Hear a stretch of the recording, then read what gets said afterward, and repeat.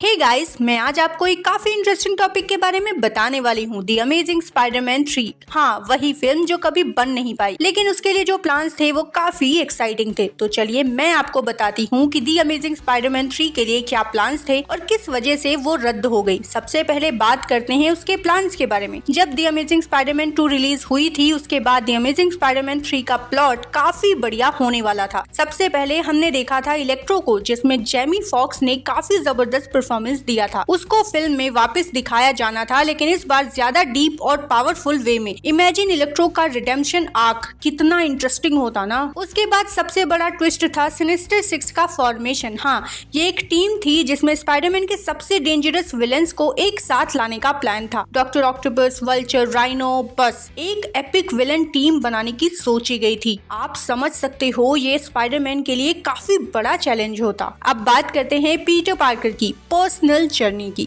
आपको याद होगा द अमेजिंग स्पाइडरमैन 2 में ग्वेन स्टेसी की मौत हो जाती है। उसके बाद पीटर का इमोशनल स्ट्रगल काफी डीप होने वाला था। उसका गिल्ट, लॉस और हीरो होने का बर्डन, ये सब उसकी जर्नी को और कॉम्प्लेक्स बनाता। और अगर आपने देखा हो तो पीटर के पेरेंट्स की कहानी काफी अनएक्सप्लोर्ड थी। द अमेजिंग स्पाइडरमैन 3 में उसे भी एक्सप्लोर करना था और ये मिस्ट्री सॉल्व करनी थी कि उनके पेरेंट्स का क्या कनेक्शन था ऑस्कॉर्प से। एक और चीज थी मैरी जेन वॉटसन का इंट्रोडक्शन। शैलीन वुडली को कास्ट किया गया था, लेकिन दी अमेजिंग स्पाइडरमैन 2 में उनका रोल कट कर दिया गया था। लेकिन दी अमेजिंग स्पाइडरमैन 3 में मैरी जेन को प्रॉपर्ली इंट्रोड्यूस किया जाना था और ये भी प्लान था कि पीटर और मैरी जेन का रिलेशनशिप एक नया इमोशनल फेज स्टार्ट करेगा। कितना इंटरेस्टिंग था ना। ये सब प्लान्स थे एक बहुत बड़ा स्पाइडरमैन यूनिवर्स बनाने के लिए। सोनी चाहता था कि स्पाइडरमैन के आसपास एक शेयर्ड यूनिवर्स हो, जिसमें स्पिन ऑफ्स जैसे वेनम और द सिनिस्टर 6 भी शामिल होंगे। ये आइडिया बिल्कुल मार्वल सिनेमैटिक यूनिवर्स जैसे था। Mark web, director of the series, का विजन था कि ये फिल्म स्पाइडरमैन के लिए एक एपिक चैप्टर होगी, पर ये सब प्लान्स कभी रियलिटी नहीं बन पाए। द अमेजिंग स्पाइडरमैन 3 को कैंसिल कर दिया गया।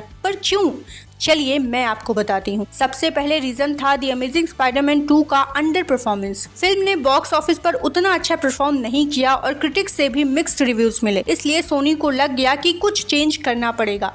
फिर आया सोनी और मार्वल का डील। 2015 में सोनी ने मार्वल के साथ पार्टनरशिप की, जिसमें स्पाइडरमैन को एमसीयू में इंट्रोड्यूस किया गया। ये डिसीजन द अमेजिंग स्पाइडरमैन 3 के प्लान्स को बिल्कुल चेंज कर गया और फिल्म को कैंसिल कर दिया गया। उसके बाद सोनी ने अपनी स्ट्रेटेजी चेंज कर दी थी और स्पाइडरमैन को एमसीयू का पार्ट बना दिया गया। सिनिस्टर 6 और वेनम जैसे स्पिन ऑफ्स का डायरेक्शन भी बदल गया। ये सब फैक्टर्स ने द अमेजिंग स्पाइडरमैन 3 के प्लान्स को पूरी तरह से कैंसिल कर दिया। तो ये थी द अमेजिंग स्पाइडरमैन 3 के प्लान्स और उनके कैंसिल होने के रीजंस की कहानी। हाँ, थोड़ा डिसअपॉइंटिंग था, लेकिन स्पाइडरमैन को हमने अब एमसीयू में देख लिया है और आज भी उनकी कहानी हमारे दिल में है। टॉम हॉलैंड की स्पाइडरमैन फिल्म्स ने हमें नए एडवेंचर्स दिए हैं। तो ये था मेरा पर्सपेक्टिव। आपको क्या लगता है, अगर दी अमेजिंग स्पाइडरमैन 3 बनती तो कैसी होती? कमेंट करके मुझे जरूर बताना। और हाँ, स्पाइडरमैन की दुनिया में कभी कुछ भी हो सकता है। सो आज के लिए बस इतना ही। Thank you for watching and stay tuned for more.